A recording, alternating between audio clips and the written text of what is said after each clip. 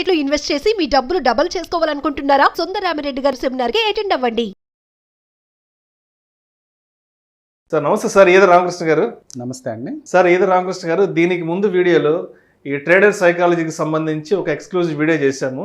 Almost ఒక 30-40 minutes duration ఉన్న video చేసాము. అయితే ఇప్పుడు ఈ వీడియోలో ఒక లాంగ్ టర్మ్ ఇన్వెస్ట్మెంట్ అనేది చేయాలి అనుకుంటే పద్ధతిగా ఎటువంటి ఇన్వెస్ట్మెంట్ రూల్స్ని మనం ఫాలో అవ్వాలి అంటారు? ఇన్వెస్ట్మెంట్ అనేది టోటల్లీ డిఫరెంట్ బాల్ గేమ్. అంటే ట్రేడింగ్ అనేది ఒక రకమైన ఆట అనుకుంటే ఇన్వెస్టింగ్ అనేది టోటల్గా డిఫరెంట్. ఇది కొంచెం నింపాదిగా ప్రశాంతంగా, అంటే ఫుల్ టైం మనం దీన్ని కేటాయించాల్సిన అవసరం లేదు. ఫస్ట్ ఆఫ్ ఆల్ అన్ని ప్రొఫెషనల్స్ వాళ్ళు ఎంటర్ కావచ్చు. ఇప్పుడు వేరే ఫుల్ టైం జాబ్ చేసేవాళ్ళు ట్రేడింగ్ చేయడం అనేది నేను జనరల్గా చెప్పను, సజెస్ట్ చేయను. ఎందుకంటే ఏ మూమెంట్లో ఏమవుతుందో ఎవరికి తెలియదు. ఈ గంట ఉన్నట్టుగా నెక్స్ట్ అవర్లో ఉండదు మార్కెట్. కాబట్టి ట్రేడింగ్ చేసేటప్పుడు చాలా ఇబ్బంది ఉంటుంది ఫుల్ టైం జాబ్ చేసుకునే వాళ్ళకి కానీ, ఫుల్ టైం ప్రొఫెషన్లో ఉన్న వాళ్ళు కానీ. కానీ ఇన్వెస్టింగ్ మాత్రం ఎవరైనా జాయిన్ అవ్వచ్చు, ఎవరైనా చేసుకోవచ్చు. లాంగ్ టర్మ్లో మంచి రిటర్న్ సంపాదించవచ్చు. ఓకే. సో ఇది అందరికీ బాగుంటుంది. కాకపోతే ఏంటంటే ఇన్వెస్టింగ్కి ఎలాంటి సూత్రాలు మనం ఫాలో కావాలి, ఎలాంటి సూత్రాలు ఫాలో అయితే మనం సక్సెస్ అవుతాం అనేది తెలుసుకుంటే ముందుగా చూడాల్సింది క్వాలిటీ అండి. కంపెనీ క్వాలిటీ ఉంది. ఎలాంటి కంపెనీ అంటే మనము క్వాలిటీ కంపెనీస్ ఎక్కడుంటాయి, ఎట్లాంటి కంపెనీస్ లిస్టెడ్ క్వాలిటీ కంపెనీస్ ఉన్నాయి, ఇవన్నీ తెలుసుకోవాలంటే పెద్ద ఆలోచించాల్సిన అవసరం లేదండి. అంటే పెద్ద రీసెర్చ్ చేసి కనుక్కోవాల్సిన అవసరం లేదు. అదే పెద్ద రాకెట్ సైన్స్ అయితే కాదు. మనము జనరల్గా ఒక ప్రోడక్ట్ కొనేటప్పుడు ఎలాంటి ప్రోడక్ట్స్ అంటే జనరల్గా ప్రతి ఒక్కళ్ళు చాలా ప్రోడక్ట్స్ కన్జ్యూమ్ చేస్తారు, లేకపోతే కన్జ్యూమర్ డ్యూరబుల్స్ ఉంటాయి. ఆ డ్యూరబుల్స్ అంటే వెహికల్స్ కావచ్చు, 2 వీలర్స్ కావచ్చు, మనం వాడే వస్తువులే. మీకు బాగా నచ్చిన వెహికల్ ఏంటి? బజాజ్లోనా, లేకపోతే టీవీఎస్లోనా, లేకపోతే ఇంకా ఎస్కార్ట్స్లోనా, మనకు తెలిసిపోతుంది. సో ఆ పర్టికులర్ వస్తువుకు సంబంధించిన హీరో మోటార్స్ సైకిల్ ఆ వస్తువు బాగా పనిచేస్తున్నప్పుడు అదే షేర్ కొనుక్కుంటే ఎలా ఉంటుందని చిన్న ఆలోచన చేస్తే చాలు. అంటే మనకున్న బేసిక్ నాలెడ్జ్తోనే ప్రతిరోజు ఉపయోగించే నిత్యావసర వస్తువులను దృష్టిలో పెట్టుకొని మనము సూపర్ మార్కెట్కి వెళ్తాం. వందలాది ప్రోడక్ట్స్ అక్కడ ఉంటాయి. ఐటీసీ ప్రోడక్ట్స్ ఉంటాయి, లేకపోతే హిందుస్థాన్ యూనిలివర్ ప్రోడక్ట్స్ ఉంటాయి. జస్ట్ ఆ ప్రోడక్ట్ లేబుల్ బ్యాక్ సైడ్ మనం చూస్తే ఆ లేబుల్ మీద కంపెనీ పేరు రాసి ఉంటుంది. సో ఆ ప్రోడక్ట్ని మనం అర్థం చేసుకోగలిగితే ఆ ప్రోడక్ట్ కొనుక్కుంటే అవే చాలా రేట్లు పెరిగి మనకు కనిపిస్తూ ఉంటాయి.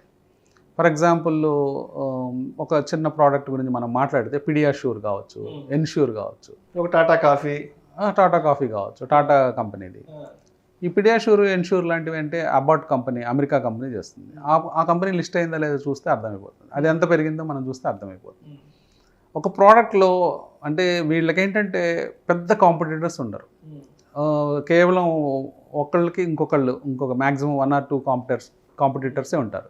ఇలాంటి కంపెనీస్లో స్టడీగా లాభాలు వచ్చే ఛాన్స్ ఉంటుంది. సో కాబట్టి ఇది ఏ పెద్ద మీరు అన్నట్టు ర్యాకెట్ సైన్స్ ఏమి కాదు. మామూలుగా జస్ట్ మన కామన్ సెన్స్ అప్లై చేసి క్వాలిటీ ప్రోడక్ట్స్ ఎక్కడ ఉన్నాయి, రెగ్యులర్గా మనం ఏది కొనుక్కుంటున్నాం. ఫర్ ఎగ్జాంపుల్ మీరు జస్ట్ ఒక కర్డ్ ఇష్టపడుతున్నారు, దహి కొంటున్నారు, చూస్తే నెస్లే అని ఉంటుంది. దానికి పెద్ద ఆలోచన ఏముంది, నాకు ఈ కర్డ్ నచ్చింది. ఈ కంపెనీ ఎన్ని రోజుల నుంచి ఉందంటే కొన్ని డెకేడ్స్ నుంచి ఉంది ఈ కంపెనీ. సో దీని ఆరిజిన్ ఎక్కడ, చిన్న రీసెర్చ్ చేస్తే ఈరోజు అందరికీ ఇంటర్నెట్ ఉంది, గూగుల్ ఉంది, చిన్న సెర్చ్ నెస్లే ఎక్కడ కంపెనీ, ఇవన్నీ చెక్ చేస్తే మనకి ఇంకా కాన్ఫిడెన్స్ పెరుగుతుంది. దాని గురించి కొంచెం ఇన్ఫర్మేషన్ గ్యాదర్ చేసి చదువుకుంటే ఓహో అంటే నేను ఇక్కడ ఫండమెంటల్ అనాలిసిస్లోకి వెళ్ళటం లేదు. బేసిక్ అసలు మంచి ప్రోడక్ట్స్ ఎక్కడ ఉన్నాయి, ఆ ప్రోడక్ట్స్ ఎవరు చేస్తున్నారు. సో ఫర్ ఎగ్జాంపుల్ నగల షాపులు ఉన్నాయండి, చాలామందికి ట్రస్ట్ ఉండదు. ఏ షాప్లో ఎలాంటి మోసాలు ఉంటాయో, వాళ్ళ హెచ్చు తగ్గులు. దాంట్లో బ్రాండెడ్ కనుక మనం చూస్తే టైటాన్ అని ఉంది. ఆ టైటాన్ అనే కంపెనీ ఎవరిది? తనిష్క్ ఉంది, టాటాది. సో టాటా అంటే ట్రస్ట్ అని మనకు నమ్మకం. సో ఆ ట్రస్ట్ ఉన్న కంపెనీ, మనము ఆ తనిష్క్ అనే గ్రూప్ టైటాన్ కింద ఉంటుంది. ఆ కంపెనీ మనం కొనుక్కున్నట్లయితే షేర్లు ఎన్ని రెట్లు పెరిగినాయి. ఆ ఎగ్జాంపుల్ రాకేష్ జుంజునవాలా చేసి చూపించారు. ఆయన ఇంత 100,000 కోట్లకి ఎదగడానికి కారణము టైటానే. టాటా ఎలక్సిస్ ఇవన్నీ మెయిన్ టైటాన్. మెయిన్ ఆయన పోర్ట్ఫోలియో ఇంత గ్రో అవడానికి కారణం టైటాన్. సో ఒక ఎర్లీ స్టేజ్లో ఒక స్టాక్ని పట్టుకుంటే మనము ఊహించినంత వెల్త్ మనము స్టాక్ మార్కెట్లో క్రియేట్ చేయొచ్చు. సో ఇక్కడ మనం చేయాల్సిందల్లా ఏంటంటే ఒక క్వాలిటీ ప్రోడక్ట్, ఒక క్వాలిటీ ప్రోడక్టు లేకపోతే క్వాలిటీ కంపెనీ కనుక మనం సెలెక్ట్ చేసుకొని దాంతోపాటు మనము ట్రావెల్ చేయగలిగితే ప్రమోటర్ లాగా అంటే మనం కూడా చిన్న షేర్ హోల్డర్ అంటే ఒక ఓనర్షిప్ ఉన్నట్టే మనకి, వాటాదారులమే. సో ఫౌండర్ ఉంటాడు, చైర్మన్ ఉంటాడు, లేకపోతే పెద్ద డైరెక్టర్స్ ఉంటారు, వీళ్ళందరికీ షేర్స్ ఉంటాయి. 50% వాటాలు ఆ ప్రమోటర్స్కే ఉంటాయి. వాళ్ళు జీవితాంతం ఆ షేర్తో ట్రావెల్ చేస్తారు. వాళ్ళ జీవితం మొదలైన దగ్గర నుంచి చివరి దాకా ఆ షేర్తోనే ఉంటారు. తర్వాత వాళ్ళ నెక్స్ట్ తరానికి పాస్ ఆన్ చేస్తారు షేర్స్. అట్లాంటిది మనము కేవలం చిన్న చిన్న ఫ్లక్చుయేషన్స్కి, ఒక 3 నెలలు 6 నెలలు ఉన్న ఫ్లక్చుయేషన్స్కి కంగారు పడిపోయి ఈ షేర్లను క్వాలిటీ కంపెనీస్ని వదిలేసుకొని చివరికి పొరపాటున ఎవరైనా క్వాలిటీ కంపెనీలోకి వెళ్ళినా కానీ బయటపడిపోయి క్వాలిటీ లేని కంపెనీలోకి వెళ్ళిపోతారు. సో తర్వాత ట్రేడింగ్, తర్వాత ఈ సైకాలజికల్గా ప్రాబ్లం వచ్చి దాంతో స్ట్రక్ అయిపోయే ఛాన్సెస్ ఉంటాయి. కాబట్టి ఫస్ట్ రూల్ ఏంటంటే అండి, ఒక మంచి క్వాలిటీ కంపెనీతో మీరు జర్నీ స్టార్ట్ చేయండి. సో అదేవిధంగా ఏదో రామకృష్ణ గారు, చాలామంది మనం రెగ్యులర్గా వీడియోస్ చేస్తుంటాం. ఈ వీడియోస్ కింద కామెంట్స్ ఏం పెడుతుంటారంటే, మాకు ఇంతలో ఒక పెన్నీ స్టాక్ కావాలి, ఒక 50 రూపాయలు స్టాక్స్ ఉన్న కంపెనీస్ ఉన్నాయి, ఒక 100 రూపాయలు చెప్పండి అంటుంటారు కదా.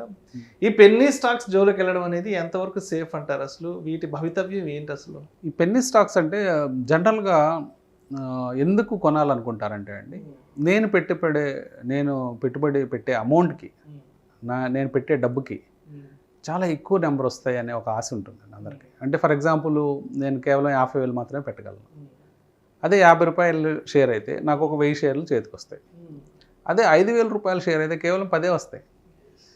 10 అంటే తక్కువ, 1000 అంటే ఎక్కువ అనే భ్రమలో అందరూ ఏం చేస్తారంటే, నాకు 50 రూపాయల షేర్ చెప్పండి, లేకపోతే 10 రూపాయల షేర్ చెప్పండి, ఇంకా ఎక్కువ వస్తాయి 10 అంటే తక్కువ డబ్బుతో ఎక్కువ షేర్లు క్వాంటిటీ ఎక్కువ కనిపించాలి, ఎక్కువ ఉండాలి. వాళ్ళు ఎలాంటి భ్రమలో ఉంటారంటే, జనరల్గా 50 రూపాయల షేర్లు 100 రూపాయలు తొందరగా అయిపోతాయి కాబట్టి నాకు ఫాస్ట్గా డబ్బు వచ్చేస్తుంది అనే ఆశలో ఉంటారు. కానీ జరిగేది అది కాదండి. 50 రూపాయల షేర్ 100 రూపాయలు అయ్యే టైం కంటే 5,000 రూపాయల షేర్ 10,000 అవ్వడం చాలా ఈజీ, తొందరగా అవుతుంది కూడా. ఇది గ్రహించలేరు అందరూ. సో ఎప్పుడు కూడా రిటర్న్స్ పాయింట్ ఆఫ్ వ్యూలో చూసుకున్నప్పుడు ప్రతి ఒక్కళ్ళు ఎలా చూడాలంటే, పర్సంటేజ్ ఆఫ్ రిటర్న్ నాకు ఎంత వస్తుంది. కొంతమంది 10 రూపాయల షేర్లు, పెన్నీ స్టాక్స్ 7 రూపాయలు 5 రూపాయల షేర్లు కొనుక్కొని కొన్ని సంవత్సరాల పాటు అక్కడే ఉంటాయి ఆ షేర్ రేట్లు. మ్యాక్సిమం వస్తే 2 రూపాయలు వచ్చినా కానీ 2 రూపాయలు అంటే 40% అని క్యాలిక్యులేట్ చేసుకొని ఎగ్జిట్ ఎవరు 5 రూపాయలు కొన్ని 7 రూపాయల దగ్గర ఎగ్జిట్ అవ్వరు.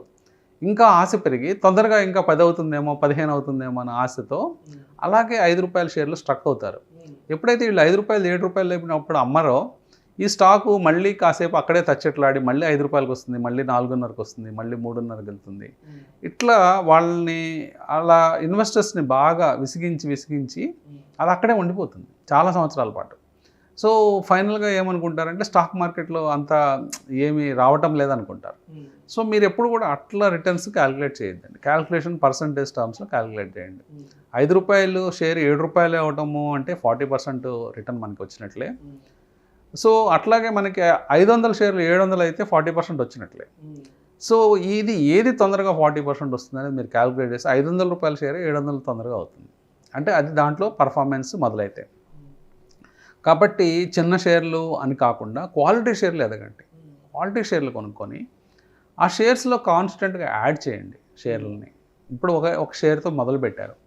జనరల్గా అందరూ చేసే మిస్టేక్ ఏంటంటే, ఫర్ ఎగ్జాంపుల్ రాకేష్ జుంజునవాలా 30 రూపాయల దగ్గర టైటాన్ కొన్నాడు అనుకోండి, మనం కూడా కొనొచ్చు అదే రోజున. మనకు కూడా అవకాశం ఉంది. అతనికి ఎంత అవకాశం ఉందో ప్రతి ఒక్క కామన్ ఇన్వెస్టర్కి అదే అవకాశం ఉంది.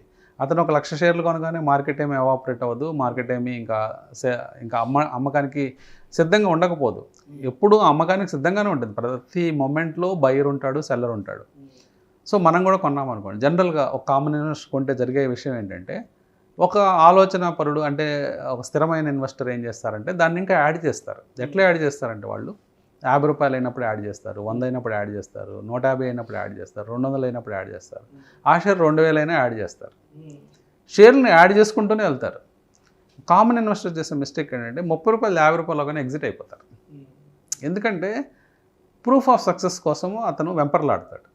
ఏంటంటే, నేను సక్సెస్ అయ్యాను, నేను 30 రూపాయల షేర్ నేను 50 రూపాయలు చేయగలిగాను, సో నాకు సక్సెస్ వచ్చింది, ఆ మెడల్ నేను తొందరగా తీసుకోవాలనే ఆతృతలో ఒక మంచి క్వాలిటీ షేర్ని పోగొట్టుకొని మళ్ళీ ఏం చేస్తాడంటే ఇంకో షేర్లో వెళ్ళి స్ట్రక్ అవుతాడు. ఇంకొక 50 రూపాయల షేరో 30 రూపాయల షేర్లో కొంటాడు. సో ఈ క్వాలిటీ షేర్ పైకి వెళ్తూ ఉంటుంది. పొరపాటున క్వాలిటీ తక్కువ ఉన్న షేర్ కొంటే అది అక్కడే ఉండిపోవచ్చు, లేదా కొన్నిసార్లు అది నష్టం తీసుకురావచ్చు. సో ఈ విధంగా స్మాల్ ఇన్వెస్టర్స్ అనేవాళ్ళు గ్రోత్ లేకుండా ఆగిపోతూ ఉంటారండి. సో వాళ్ళకి ఈ పెద్ద ప్రాబ్లం ఉంది. సో వాళ్ళు చేయాల్సిన పని ఏంటంటే ఎప్పుడు యావరేజ్ అప్ చేయాలండి, అంటే స్టాక్స్ వరకు. కొన్ని విషయాల్లో యావరేజ్ అక్కడికక్కడే షార్ట్ టర్మ్లో ట్రేడింగ్ చేసేవాళ్ళకి, అంటే కొద్ది నెలల పాటు లేకపోతే కొద్ది వారాల పాటు ట్రేడింగ్ చేసేవాళ్ళు మోరర్లెస్ అక్కడక్కడే యావరేజ్లు చేయటం అది వేరే కాన్సెప్టు. కానీ లాంగ్ టర్మ్ ఇన్వెస్టర్ గురించి నేను చెప్పేటప్పుడు ఏం చెప్తానంటే యావరేజ్ అప్ చేయండి. ఫర్ ఎగ్జాంపుల్ మీకు మనకి లక్కీగా ఒక ఉదాహరణ మిగిలింది మార్కెట్లో. ఫర్ ఎగ్జాంపుల్ ఎంఆర్ఎఫ్ షేర్ తీసుకుందామండి. ఎంఆర్ఎఫ్ షేర్ వాళ్ళు ఎప్పుడు బోనస్ కానీ స్ప్లిట్ కానీ ఇవ్వలేదు, చేయలేదు, ఇప్పుడు చేయకపోవడం వల్ల ఏం జరిగిందంటే ఆ షేరు ఒక చిన్న ప్రైస్ నుంచి 100 రూపాయలు దగ్గర నుంచి 1,06,000 రూపాయలు ఈరోజు చూస్తే 1,06,000 రూపాయల దాకా వెళ్ళింది. సో 1 వేలో పైకి వెళ్తూనే ఉన్నట్టు అనిపించింది మనకి. సో మీరు యావరేజ్ అప్ చేస్తే మీరు 100 రూపాయల దగ్గర కొన్నారు, 500 దగ్గర కొన్నారు, 1000 దగ్గర కొన్నారు, 2000 దగ్గర కొన్నారు, 10,000 దగ్గర కొన్నారు, 50,000 దగ్గర కూడా కొన్నారు. మీకు నష్టం వచ్చిందా ఈ రోజున? మీకు నష్టమే రాదు, ఎందుకంటే అది పైకి వెళ్తుంది కాబట్టి. సో మీరు ఎప్పుడు కూడా యావరేజ్ అప్ చేసేటప్పుడు మీ యావరేజ్ ప్రైస్ కింద ఉంటుంది. ఫర్ ఎగ్జాంపుల్ మీరు లాస్ట్ టైం మీరు 50,000 దగ్గర యావరేజ్ చేశారనుకోండి, ఇప్పుడు మీ యావరేజ్ ప్రైస్ 20,000 దగ్గర ఉంటుంది. ఎందుకంటే మీరు తక్కువ రేట్లో కూడా కొన్నారు కదా, తక్కువ రేట్లో కొన్నారు, ఎక్కువ రేట్లో కొన్నారు, మీ యావరేజ్ ప్రైస్ కింద ఉంటుంది. షేర్ ప్రైస్ ఇప్పుడు 1,06,000 ఉంది, అంటే మీరు చాలా లాభంలో ఉన్నారు. అదే యావరేజ్ డౌన్ చేస్తే ప్రాబ్లం ఏంటంటే ఒక షేర్లో మీరు ఫర్ ఎగ్జాంపుల్ 500 దగ్గర మొదలు పెట్టారు అనుకోండి, 500 దగ్గర కొన్నారు, తర్వాత 400 దగ్గర కొన్నారు, 300 దగ్గర కొన్నారు, 200 దగ్గర కొన్నారు, 100 దగ్గర కొన్నారు. ఇట్లా కొనుక్కుంటూ వస్తే ఏమవుతుందంటే ఫస్ట్ థింగ్ మీ యావరేజ్ ప్రైస్ పైన ఉంటుంది. 500 దగ్గర మొదలుపెట్టి ఇప్పుడు 200 ఉంటే మీ యావరేజ్ ప్రైస్ 350 దగ్గర ఉంటుంది, లేదా 300 దగ్గర ఉంటుంది. మీరేమనుకుంటారు, ఇప్పుడు 200 నుంచి 100 పెరిగితే నేను అసలు వచ్చేస్తుంది కదా అనుకుంటారు. ఈ భ్రమలో చాలా సంవత్సరాలు వృధాగా నష్టపోతారు. మీరు నష్టపోయి ఫైనల్గా ఇది ఇంకా కిందకి పోతూ ఉంటుంది. 200 100 అవుతుంది, 100 50 అవుతుంది, అలా కిందకి పోతూ ఉంటే మీ నష్టం పెరుగుతూ ఉంటుంది. ఒక విషయం ఏంటంటే మీకు నష్టం పెరగటమే కాకుండా చాలా సంవత్సరాలు వృధాగా పోతాయి. సో ఇదొక పెద్ద డ్రాబ్యాక్ అనమాట. ఇప్పుడు షేర్లు అన్నీ ఫ్లక్చువేట్ అవుతాయండి, అంటే జనరల్గా అది కామన్ కాన్సెప్ట్ మార్కెట్లో. ప్రతి షేరు పైకి కిందకి వాలటైల్గా తిరుగుతూ ఉంటుంది, ఫ్లక్చువేట్ అవుతూ ఉంటుంది. పెన్నీ స్టాక్స్ కూడా అలాగే ఫ్లక్చువేట్ అవుతాయి. అందరూ ఏమంటారంటే హెచ్డిఎఫ్సి షేర్లు పడ్డవా, ఇన్ఫోసిస్ పడట్లేదా 20%, లేకపోతే దివి ల్యాబ్ పట్టలేదా, లేదా డాక్టర్ రెడ్డి ల్యాబ్ పట్టలేదా అంటారు. పడుతున్నాయి, కానీ లాంగ్ టర్మ్లో ఎలా ఉన్నాయి, అవి పెరుగుతున్నాయి. కానీ అది మనకెందుకు అర్థం కావటం లేదంటే వాళ్ళు స్ప్లిట్లు బోనస్లు ఇచ్చేస్తాము కారణం చేత. వాళ్ళు ఆ షేర్లలో స్ప్లిట్లు బోనస్లు ఇవ్వటం వల్ల ఆ షేర్లు కాన్స్టెంట్గా పైకి ఎదిగాయని మనకు అర్థం కావటం లేదు. మనం ఏమనుకుంటున్నాం, అక్కడక్కడే ఉన్నాయి అనుకుంటున్నాం. చాలా సంవత్సరాల గ్రాఫులు చూసినా అక్కడక్కడే ఉన్నాయి అనుకుంటున్నాం, కానీ ఆ షేర్లు బోనస్లు స్ప్లిట్లు ఇవ్వడం వల్ల మనకు ఆ కాన్సెప్ట్ అర్థం కావట్లేదు. మీకు ఈ కాన్సెప్ట్ స్టడీగా అర్థం కావాలంటే ఎంఆర్ఎఫ్ షేర్ పెట్టుకోండి, పెట్టుకొని యావరేజ్ అప్ చేస్తే ఏం జరిగిందని చూసుకోండి. ఇదే విషయం మీరు హెచ్డిఎఫ్సిలో కానీ, హెచ్డిఎఫ్సి బ్యాంక్ కానీ, ఐసిఐసిఐ బ్యాంక్, ఏ షేర్లో అయినా, క్వాలిటీ కంపెనీ, ఐటీసీ కావచ్చు, ఈ కంపెనీస్లో మీరు యావరేజ్ అప్ చేసుకుంటే ఈరోజు మీకు చాలా డబ్బు సమకూరేది గత 20 సంవత్సరాల్లో మీరు ఇన్వెస్ట్మెంట్ చేసినట్లయితే. సో ఇది ఈ కాన్సెప్ట్ని మీరు ఎంత బాగా అర్థం చేసుకోగలిగితే అంత మీరు ఒడ్డున పడే అవకాశం ఉంటుంది స్టాక్ మార్కెట్లో. సో నాకు కొంతమంది ఫ్రెండ్స్ అప్పుడప్పుడు కాల్ చేస్తుంటారు, విష్ణు ఒక 50,000 రూపాయలు తీసుకెళ్ళి స్టాక్లో పెట్టాము, ఇప్పుడు ఆ 50,000 10,000 అయింది, ఏం చేయమంటావు అంటుంటారు. సో ఉన్న అమౌంట్ని తీసుకెళ్ళి ఒకటే స్టాక్లో పెట్టడం అనేది ఎంతవరకు కరెక్ట్ అంటారు అసలు ఇది? సో ఇక్కడ పోర్ట్ఫోలియో డైవర్సిఫికేషన్ అనేది ఏ విధంగా చేసుకోవాలి కరెక్ట్గా?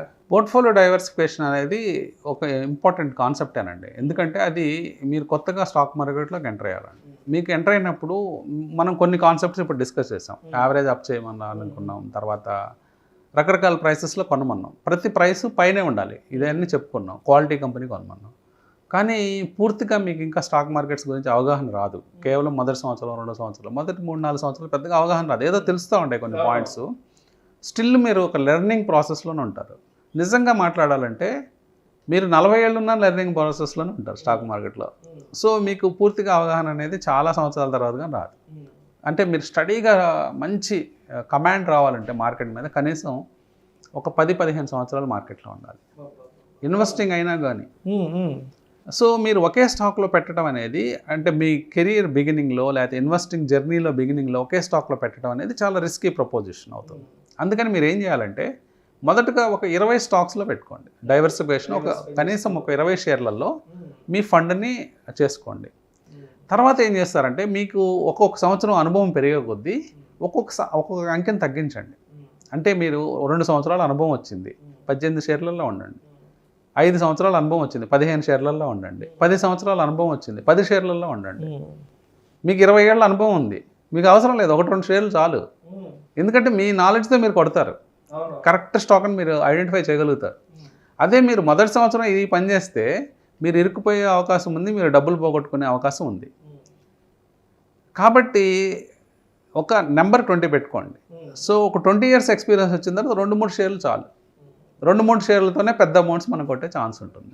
మీరు ఎక్స్పీరియన్స్ మీకే తెలుస్తుంది, మీ అనుభవం చెప్తుంది.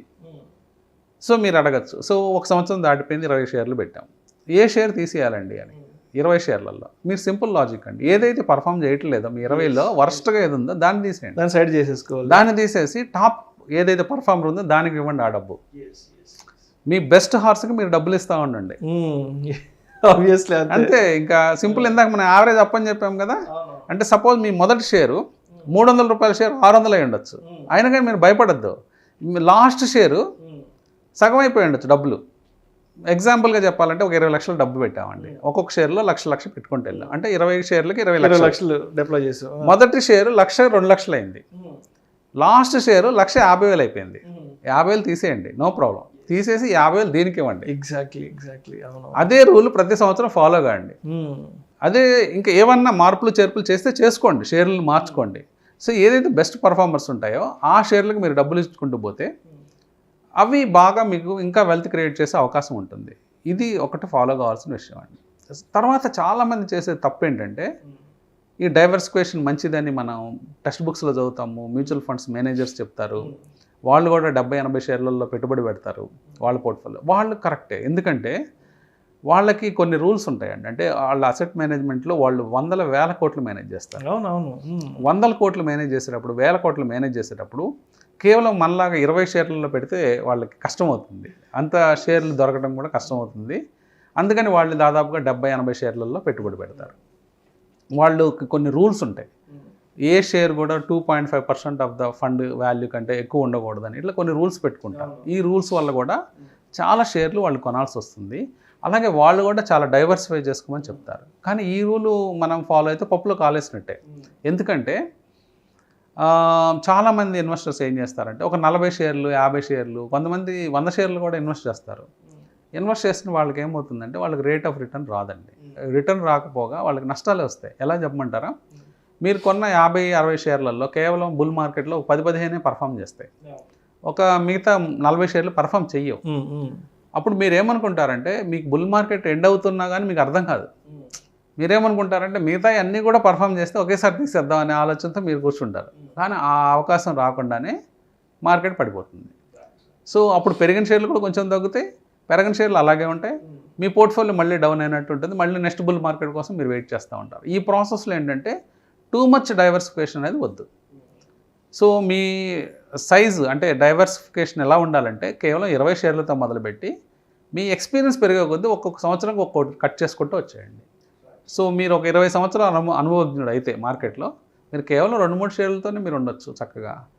సో దీన్ని పెద్ద మహానుభావులు అంటే వారన్ బఫెట్ లాంటి వాళ్ళు ఏం చెప్తారంటే 9 స్టాక్స్ చాలు అంటారు. ఎందుకు 10 అంటారు, 2 డిజిట్స్ ఎందుకు, 9 స్టాక్స్లో చాలు అంటారు. సో డైరెక్ట్గా మీరు 9 స్టాక్స్తో కూడా మొదలు పెట్టదు, మీ లైఫ్ అంతా 9 స్టాక్స్లో ఉండొచ్చు.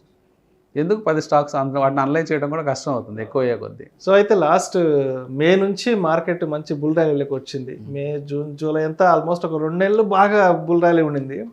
మార్కెట్ బుల్ ర్యాలీలోకి రాగానే నాకు చాలామంది కాల్ చేశారు, విష్ణు మార్కెట్ మంచి బుల్ ర్యాలీలో ఉంది కదా, ఈక్విటీ విషయానికి వస్తే ప్రాఫిట్ బుక్ చేసుకొని ఎగ్జిట్ అయిపోమంటావా, మ్యూచువల్ ఫండ్స్ విషయానికి వస్తే రిడెంప్షన్ చేసుకోమంటామని చాలామంది నాకు కాల్ చేశారు. సో అది నేను చెప్పడం కరెక్ట్ కాదు, because I'm not the adviser, I'm not the finance professional.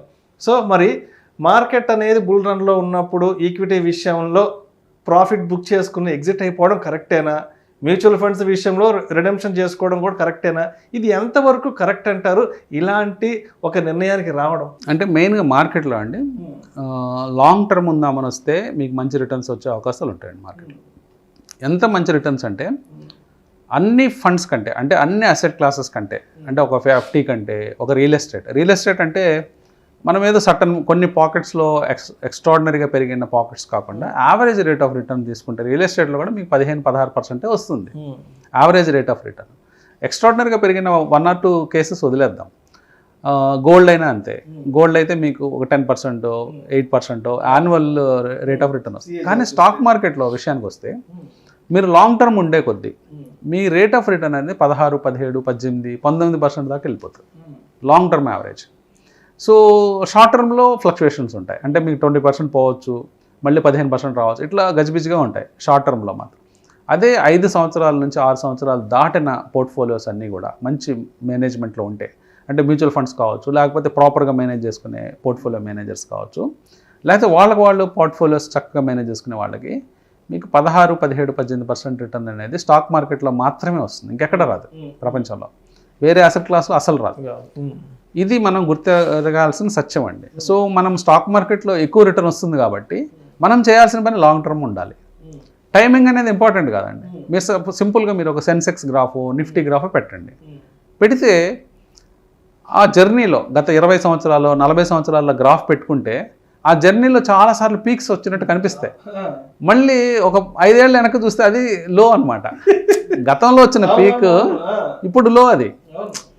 So markets ఎన్నో ఒడిదుడుకుల మధ్య, ఎన్నో ఈవెంట్స్ మధ్య, అంటే అది ఈ టైం జర్నీలో 40 years చేసుకుంటూ ముందుకు వస్తూ ఉంటుంది. ఎన్నో జరుగుతాయండి. వార్స్ జరుగుతాయి, సునామీలు వస్తాయి, పాండమిక్ వార్తలు ఇట్లాంటివి వస్తాయి, పాండమిక్స్ వస్తాయి. మనం పాండమిక్ కూడా చూసాం, కరోనా లాంటి 2 ఏళ్ళు చూసాం. ఎన్ని వచ్చినా కానీ గతంలో వచ్చిన హైని దాటుకుంటూ ముందుకెళ్తానే ఉంది మార్కెట్, అంటే గ్రో అవుతూనే ఉంది. ఆ విషయాన్ని మనం గుర్తెరిగితే మనం ఎప్పుడు మార్కెట్ని టైం చేయం. టైం ఇందాక మీరు చెప్పిన పాయింట్ టైం చేయడం అనమాట. అంటే నేను కరెక్ట్ టైంలో ఎగ్జిట్ అయిపోయి మళ్ళీ లోలో ఎంటర్ అవుతా, అలాంటి కాన్సెప్ట్ ఎవరు చేయలేరండి మార్కెట్లో. అంటే మార్కెట్ 66,000కి వచ్చింది, 67,000కి వచ్చింది, ఎగ్జిట్ అయిపోమంటావా ప్రాఫిట్ బుక్ చేసుకొని. నిఫ్టీ 19,500కి వచ్చింది, 19,600కి వచ్చేసింది, వెనక్కి వెళ్ళిపోమంట. అంటే ఎట్లా ఉంటుందంటే మార్కెట్ రెడ్లో ఉన్నప్పుడు పెద్దగా ఎవరు రియాక్ట్ కాలేదు. ఈ మధ్య మార్కెట్ ఒక్కసారి గ్రీన్లోకి రాగానే రకరకాల ఆలోచనలు వచ్చేసాయి. సింపుల్ లాజిక్ అండి. ఇప్పుడు కరోనా టైంలో సీరియస్గా క్రాష్ అయింది. ఎప్పుడైతే లాక్డౌన్స్ అనౌన్స్మెంట్స్ వచ్చాయో మన కంట్రీలో మార్కెట్స్ సీరియస్గా పడిపోయినాయి. పడిపోయినప్పుడు ఒక దశలో దాదాపుగా 12,000 ఉండే మార్కెట్ 7,500కి వచ్చింది. ఎంతమంది ఇన్వెస్ట్ చేశారో చెప్పండి 7,500 దగ్గర? మీ ఫ్రెండ్సే. ఎవరు చేయరు, ఎందుకంటే లోయెస్ట్ పాయింట్ కదా ఆ టైంకి. అది ఆ టైంలో లోయెస్ట్ పాయింట్. ఇప్పుడు అక్కడ నుంచి ఇన్వెస్ట్ చేస్తే ఇప్పుడు 20,000కి వచ్చింది. ఎంత పెరిగిందండి మార్కెట్? ఆల్మోస్ట్ 150% మనకి గ్రోత్ వచ్చింది. ఎవరైనా నేను 7,500 దగ్గర నేను మొత్తం డబ్బులు 1 కోటి రూపాయలు పెట్టాను, లేకపోతే నా వెల్త్లో ఒక 20% పెట్టానని చెప్పేవాళ్ళు ఎవరు లేరు మార్కెట్లో. ఎందుకంటే ఎవరికి తెలియదు అది లో పాయింట్ అని. అప్పుడు ఎలా ఉంటుందంటే మన ఫియరు, మార్కెట్ ఇంకా 3,000కి వెళ్తుంది, 2,000కి వెళ్తుంది, 1,000కి వెళ్తుంది అని అంటే భయాలు ఉంటాయి మనకి మనసులో. ఆ భయాలతో మనం ఇన్వెస్ట్ చేయలేం. మనకి ఎప్పుడు ధైర్యం వస్తుందంటే మార్కెట్ చిన్నగా కోలుకొని 7,500 నుంచి 12,000, 11,000కి వచ్చినప్పుడు ధైర్యం వస్తుంది. అప్పుడు కూడా డౌట్ఫుల్గానే ఉంటాం. మన డౌట్స్ అన్ని క్లియర్ అయ్యేటప్పుడు అది 14,000కి వెళ్ళిపోయి ఉంటుంది. సో ధైర్యం చేసుకొని ఇన్వెస్ట్ చేస్తాం. అట్లాగే జరుగుతుంది. కానీ ఎప్పుడు కూడా కరెక్ట్గా లో పాయింట్ ఇది హై పాయింట్ అనేది ఎవరు చెప్పలేరండి. ఎవరికి తెలియదు కూడా. పొరపాటున ఎవరైనా కోఇన్సిడెంట్స్గా చేస్తే చేయొచ్చు. 1-2 అకరెన్సెస్ ప్రతి ఒక్కటికి జరగచ్చు. నేను సపోజ్ ఒక 20 years స్టాక్ మార్కెట్లో ఉన్న 25 years ఉన్నానంటే ఎప్పుడైనా 1-2 అకరెన్సెస్లో నేను ఎగ్జాక్ట్గా మ్యాచ్ చేసి ఉండొచ్చు. అది నాకు తెలియక చేసింది మ్యాచ్ కూడా. తెలిసి ఎవరికి టైమింగ్ చేయడం అనేది రాదండి. అది చాలా కష్టం. ఎవరు కనిపెట్టలేరు ఇది లో పాయింట్ లేకపోతే ఇది హై పాయింట్ అనేది. ఏ మూమెంటు మార్కెట్లో అర్థం కాదు. ఫ్యూచర్ అనేది ఎవరికి తెలియదు. కాబట్టి మనము కంటిన్యూస్గా మార్కెట్లో ఉంటూ మార్కెట్కి టైం ఇవ్వగలగాలండి. ఎక్కువ టైం ఇస్తే మనం అనుకున్న నెంబర్స్ ఇందాక ఏదైతే పర్సంటేజ్ రిటర్న్స్ అన్నామో అవి మీకు వచ్చే ఛాన్సెస్ ఉన్నాయి. సో అదేవిధంగా చాలామంది ఏం చేస్తుంటారంటే ఈ స్టాక్ మార్కెట్లోకి వచ్చి ఇన్వెస్ట్మెంట్స్ చేసి ఏదో పెద్ద ఎత్తున డబ్బులు తీసుకుందామనే ఉద్దేశంతో చాలామంది ఏం చేస్తుంటారంటే ఈ ఫ్రెండ్స్ దగ్గర అప్పులు తీసుకోవడము, లేదంటే ఏదైనా పర్సనల్ లోన్ తీసుకోవడము, లేదంటే ఇంట్లో భార్య నగలు తాకట్టు పెట్టడము, ఇంకేదన్నా వస్తువులు అమ్మేసి వాటిని క్యాష్ చేసుకొని ఇన్వెస్ట్మెంట్స్ చేద్దామను, ట్రేడింగ్ చేద్దామని ఇలాంటి వాళ్ళు కొంతమంది ఉంటారు సార్. ఇది అసలు ఎంతవరకు కరెక్ట్ అంటారు? ఇలాంటి ఆలోచన చేయడం, మన దగ్గర లేని డబ్బులను అప్పు తెచ్చుకొని ఇలాంటి ఇన్వెస్ట్మెంట్స్ చేయడం అనేది ఎంతవరకు కరెక్ట్ అంటారు? ఇది 100% రాంగ్ అండి. ఎందుకంటే మనం షార్ట్ టర్మ్ ఫండ్స్ తెచ్చిన అంటే మీరు అన్నట్లు అంటే ఒక 6 నెలల్లో ఉన్న అవసరానికి సంబంధించిన డబ్బుని తీసుకొచ్చిన, లేదా ఏదైనా అప్పు తీసుకొచ్చి చేసిన, మనం క్లియర్ చేయొచ్చులే అప్పు అని స్టాక్ మార్కెట్లో తీసుకొచ్చిన, అది రిటర్న్ ఇవ్వదండి. ఎందుకంటే ఒకటి ప్రెషర్ ఏంటంటే ఇంట్రెస్ట్ ప్రెషర్ ఒకటి ఉంటుంది, ఇంట్రెస్ట్ పే చేయాలని. సెకండ్ థింగ్ ఏంటంటే మార్కెట్స్ ఎప్పుడు ఎలా ఉంటాయో తెలియదు. కొన్నిసార్లు సంవత్సరాల తరబడి స్తబ్దుగా ఉంటాయి, రిటర్న్స్ ఇవ్వవు, మీకు ఏమి రిటర్న్స్ ఇవ్వవు. సో మీరు కాన్స్టెంట్గా సపోజ్ ఒక 18% కట్టాలో ఎంత ఉంటుంది రిటర్న్. మనం అంత ఈవెన్ మనం ఈరోజు పర్సనల్ లోన్ తీసుకున్నా బయట బ్యాంక్స్ నుంచి 18% ఛార్జ్ చేస్తున్నాయి. So 18% rate of return market మనం ఏమనుకున్నాము లాంగ్ టర్మ్ ఉండే వాళ్ళకి వస్తుంది అంటున్నాం. లాంగ్ టర్మ్ ఉన్న వాళ్ళకి 18% వస్తుంది. అది లాంగ్ టర్మ్ అంటే ఏంటి, 5 సంవత్సరాలు 6 సంవత్సరాలు పైబడి ఉన్న వాళ్ళకి అది యావరేజ్ రిటర్న్, ఎవ్రీ ఇయర్ ఆ యావరేజ్ వస్తుంది. కానీ మనం షార్ట్ టర్మ్ కోసం 2 ఏళ్ళు ఒక 1 ఇయర్ 2 ఇయర్స్ 3 ఇయర్స్ తెచ్చామనుకోండి, ఆ 3 ఏళ్ళు ఫ్లాట్గా ఉంటే పరిస్థితి ఏంటి చెప్పండి. అంతే కదా. ఈవెన్ మీ షేర్లు పడలేదు అనుకుందాం, ఫ్లాట్గా ఉన్నప్పుడు పడిపోతాయి షేర్లు. మనం పడలేదు అనుకున్నా కానీ మీకు 60% వడ్డీ నష్టం కదా, అది మన పాకెట్లోంచి కట్టాల్సి వస్తుంది. కాబట్టి ఎట్టి పరిస్థితుల్లోనూ ఇలాంటి అవకాశం మనం ఇవ్వకూడదు మార్కెట్కి. మార్కెట్లో మన ఓన్ మనీ, మన own personal money, long term money ఉంటే అది మనకి రిటర్న్ ఇచ్చే అవకాశం ఉంటుంది. కానీ షార్ట్ టర్మ్ మనీ ఎట్టి పరిస్థితుల్లో మనకు లాభం ఇచ్చే అవకాశం ఎప్పుడో జనరల్గా ఏదో అంటే కుదురుతుంది, అంటే అవకాశం అంటే సడన్గా అప్పుడే మార్కెట్స్ పెరగడం, వాళ్ళు తెచ్చిన 6 నెలలే పెరగడం, ఇది ఎప్పుడో రేర్గా జరుగుతుంది కానీ కంటిన్యూస్గా అయితే జరగదు. సో ఈద రామకృష్ణ గారు ఇప్పుడు ఒక 5 ఇయర్స్, ఓ 10 ఇయర్స్, 15 ఇయర్స్ ఒక లాంగ్ టెన్యూర్ని దృష్టిలో పెట్టుకొని ఇన్వెస్ట్మెంట్ చేద్దాము అనుకున్న వాళ్ళకి లార్జ్ క్యాప్ స్టాక్స్ మంచిదంటారా, మిడ్ మంచిదంటారా, లేదంటే స్మాల్ క్యాప్ మంచిదంటారా? సో ఏది బెస్ట్ అనేది ఎట్లా మనం ఐడెంటిఫై చేసుకోవాలి? జనరల్గా ఈ లాంగ్ బ్లూ చిప్స్ కానీ క్వాలిటీ కంపెనీస్ కానీ ఫస్ట్ అంటే కొత్తగా జర్నీ స్టార్ట్ చేసేవాళ్ళు, స్టాక్ మార్కెట్లో ఇన్వెస్టింగ్ జర్నీ స్టార్ట్ చేసిన వాళ్ళు ఫస్ట్ బ్లూ చిప్స్కి లార్జ్ క్యాప్స్కి స్టిక్ ఆన్ అవటం బెటర్ అండి. At the same time return వైజ్గా మీరు అడిగినట్లు చూస్తే ఎక్కువ రిటర్న్స్ అనేవి స్మాల్ క్యాప్స్లో వస్తాయి, తర్వాత మిడ్ క్యాప్స్లో వస్తాయి, లార్జ్ క్యాప్స్లో వస్తాయి, తర్వాత థర్డ్ కేటగిరీ లార్జ్ క్యాప్స్లో వస్తాయి. లార్జ్ క్యాప్తో ఉన్న అడ్వాంటేజ్ ఏంటంటే అవి పడినప్పుడు తక్కువ పడతాయి, అంటే మీకు రిస్క్ తక్కువ, రివార్డు తక్కువ.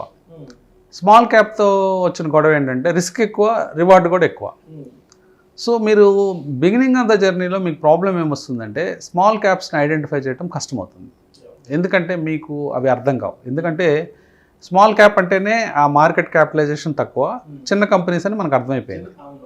చిన్న కంపెనీస్ వైడ్ మార్కెట్స్ ఉండవు, అంటే మనకి ఆ ప్రోడక్ట్ని చూసి అర్థం చేసుకోవడానికి అవకాశం ఉండదు. చిన్న కంపెనీస్ ఆ ప్రోడక్ట్స్ గురించి కేవలం పుస్తకాల్లో చదవడం లేకపోతే వెబ్సైట్లో చూడటం వరకే మనకి కుదురుతుంది. అందుకని మన ఐడెంటిఫికేషన్ కష్టం అవుతుంది. అట్ ద సేమ్ టైం మనం మార్కెట్లో ఆపర్చునిటీ కోల్పోతాం మేము అనే బెంగ ఉంటే మీరు డైరెక్ట్గా మ్యూచువల్ ఫండ్స్ వైపు వెళ్ళండి. కొత్తగా వచ్చిన వాళ్ళు small cap, mid cap mutual funds కొనుక్కోండి. కొంత పోర్షన్ ఒక 50% of the fund small cap, mid cap ఫండ్స్లో పెట్టుకోండి. మీరు లాంగ్ టర్మ్లో ఉండదలుచుకున్నప్పుడు కేవలం నేను ఒక సంవత్సరం ఉంటాను స్మాల్ క్యాప్లో ప్లే చేసి వెళ్ళిపోతానంటే కష్టం మళ్ళీ, ఎందుకంటే ఆ 1 ఇయరే పడిపోవచ్చు మార్కెట్. ఇది కేవలం నేను లాంగ్ టర్మ్ ఒక 10 ఏళ్ళు ఉంటాను నాకేం ప్రాబ్లం లేదనుకున్న వాళ్ళు నిర్భయంగా ఒక 10%, 50% of the capital small cap, mid cap ఆ పర్టికులర్ మ్యూచువల్ ఫండ్స్లో పెట్టేసుకోండి డబ్బులు. ఒక 50% మీరే సెలెక్ట్ చేసుకోవచ్చు లార్జ్ క్యాప్స్లో. సో ఏ కంపెనీస్ లార్జ్ క్యాప్స్లో బాగా పర్ఫామ్ చేస్తున్నాయో చూసుకొని ఆ కంపెనీస్లో మీరే పెట్టుబడులు పెట్టుకోవచ్చు. అంటే బజాజ్ ఫైనాన్స్లు ఉంటాయి, తర్వాత ఇన్ఫోసిస్లు, ఫార్మాలో డాక్టర్ రెడ్డి ల్యాబ్, ఇట్లా లార్జ్ బిగ్ కంపెనీస్ నిఫ్టీ 50లో కంపెనీస్ ఉంటాయి. ఈ నిఫ్టీ 50 కంపెనీస్లో మీరే ఒక మంచి క్వాలిటీ కంపెనీస్ని ఒక 10 సెలెక్ట్ చేసుకొని ఆ 10 కంపెనీలని మిగతా 50% ఫండ్స్లో పెట్టుకోవచ్చు. అలా తర్వాత మీరు ఎక్స్పీరియన్స్ అయిన తర్వాత అది ఒకళ్ళు చెప్పే అవసరం లేదు, మీకే తెలిసిపోతుంది స్మాల్ క్యాప్లో ఏది పిక్ చేసుకోవాలి, లార్జ్ క్యాప్లో ఏది పిక్ చేసుకోవాలి. సో అప్పుడు మీరు ఆటోమేటిక్గా మీరు పిక్ చేసుకుంటారు ఒక 10 ఏళ్ళ ఎక్స్పీరియన్స్ తర్వాత. ఈ 10 ఏళ్ళ ఎక్స్పీరియన్స్ వచ్చేదాకా మార్కెట్లో మీరు చక్కగా mid cap, small cap mutual ఫండ్స్లో పెట్టుబడి పెట్టచ్చు. లేదు ఇంకా కొంతమంది మేము ఎక్కువ రీసెర్చ్ చేస్తామండి, మేము బాగా కష్టపడి ఐడెంటిఫై చేస్తామంటే మీకు మీరుగా ఐడెంటిఫై చేయొద్దు, మామూలుగా మీరు రీసెర్చ్ చేయాల్సిన అవసరం లేదు. Small cap, mid cap funds బాగా పర్ఫామ్ చేసే ఫండ్స్లో ఏ స్టాక్స్ ఉన్నాయో సెర్చ్ చేయండి. సో మీకు కొన్ని క్లూస్ దొరుకుతాయి. ఆ మ్యూచువల్ ఫండ్స్ ఏ స్టాక్స్ని హోల్డ్ చేస్తున్నాయి, ఒక స్మాల్ క్యాప్ ఫండ్ హోల్డ్ చేసే మ్యూచువల్ ఫండ్ ఉంది. సో వాటిల్లో ఏ స్టాక్స్ ఉన్నాయో మీరు చూడొచ్చు, చూసి వాటిల్లో మీరు ఎంటర్ కావచ్చు. ఇక్కడ ప్రాబ్లం ఏమొస్తుందంటే మనం చూస్ చేసుకున్న స్టాక్స్ పెరగకపోవచ్చు, ఎందుకంటే వాళ్ళకి ఆ ఫండ్లో 60 స్టాక్స్ ఉంటాయి. ఆన్ యావరేజ్ వాళ్ళు గ్రో అవుతూ ఉంటారు. మనం 1-2 సెలెక్ట్ చేసుకుంటే ఆ 2 పెరగకపోతే మనం మళ్ళీ డిసప్పాయింట్ అయ్యే అవకాశం ఉంటుంది. అందుకని జనరల్గా నేను ఇచ్చే సలహా ఏంటంటే కొత్తగా వచ్చే ఇన్వెస్టర్స్ అందరూ కూడా మ్యూచువల్ ఫండ్స్లో మిడ్ క్యాప్, స్మాల్ క్యాప్లో ఇన్వెస్ట్ చేసుకోండి. మీకు ఎక్స్పీరియన్స్ వచ్చిన తర్వాత కనీసం 10-15 years ఎక్స్పీరియన్స్ వచ్చిన తర్వాత అప్పుడు మీరు పిక్ చేయండి. సో అదేవిధంగా ఓవర్ హైప్డ్ స్టాక్స్ అంటాం కదా, సో వీటి విషయంలో మనం ఏ విధంగా వ్యవహరించాలంటారు? పబ్లిక్లో బాహాటంగా మాట్లాడే స్టాక్స్, పర్టికులర్గా బిలో 150 రూపీస్ ఉండే స్టాక్స్ ఎక్కువ పాపులర్ అవుతాయండి. అంటే జనరల్గా మనం చూడాల్సింది నెంబర్ ఆఫ్ షేర్స్ చూడరు పబ్లిక్. అంటే మార్కెట్ క్యాపిటలైజేషన్లో number of shares into price multiply చేస్తే మార్కెట్ క్యాప్ వస్తుంది. ఆ షేర్స్ చాలా హైప్ అవుతాయి అన్నమాట. అంటే ఏదో సమ్ ఆపరేటర్స్ వీళ్ళు పంప్ చేస్తారు ఆ స్టాక్స్ అన్నిటిని పబ్లిక్లోకి తోసేసినప్పుడు వాటి గురించి అందరికీ ఎస్ఎంఎస్లు రావటము, లేకపోతే ఏదో ఎక్కడి నుంచో ఇన్ఫర్మేషన్ వచ్చి తెలియకుండానే అందరూ ఆ స్టాక్స్ గురించి డిస్కస్ చేసి అందరూ ఆ స్టాక్స్ కొనుక్కుంటారు. తర్వాత ఆ స్టాక్స్ ఇలా ఓవర్గా హైప్ అయిన స్టాక్స్ తర్వాత పెరగవు, తర్వాత ఆగిపోతాయి. ఎందుకంటే ప్రతి ఒక్కళ్ళ పోర్ట్ఫోలియో ఆ షేర్లు ఉంటాయి. సో అక్కడే అందరూ పెద్ద తప్పు చేసే అవకాశం ఉందండి. ఇట్లాంటి స్టాక్స్ వైపు మనం పరిగెత్తే కంటే ఇందాక మనం ఫస్ట్ పాయింట్ చెప్పుకున్నప్పుడు క్వాలిటీ షేర్స్ ఎవరికి తెలియకపోయినా పర్వాలేదు, మనకు తెలిస్తే చాలు. ఎక్కువ మంది మాట్లాడుకునే షేర్లు, ఒక ఎగ్జాంపుల్ చెప్పాను అబౌట్ ఇండియా అని. ఆ షేర్ గ్రాఫ్ చూసుకోండి ఎట్లా పెరిగిందని. సో అది మన ఎదుర్కొన్న ప్రోడక్టే, ప్రతి ఇంట్లో వాడే ప్రోడక్టే.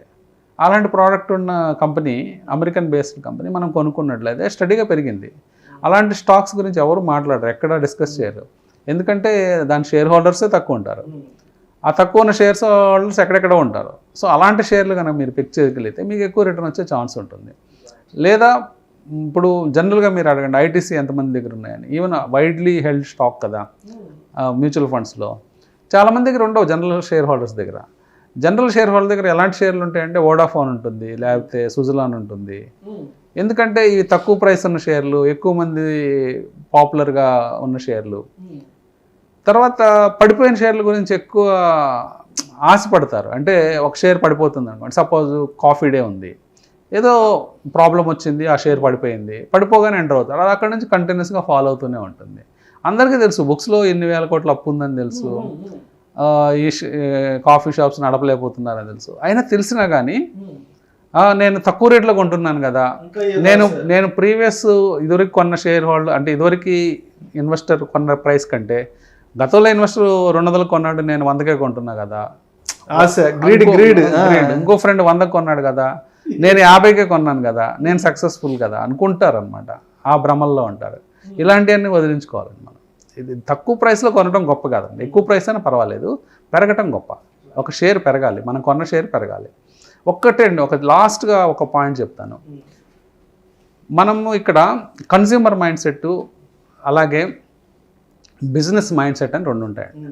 కన్స్యూమర్ మైండ్ సెట్ అంటే మనం ఒక సూపర్ మార్కెట్కి వెళ్ళామనుకోండి, పేస్ట్లు డిస్కౌంట్కి ఇస్తున్నారు 50%, సోపులు 50% డిస్కౌంట్లోకి ఇస్తున్నారు. మనం ఏం చేస్తాం, ఎక్కువగా ఉంటాం కదా, ఎందుకంటే మనం కన్జ్యూమ్ చేస్తాం, మనం వాడేసుకుంటాం, అయిపోతాయి.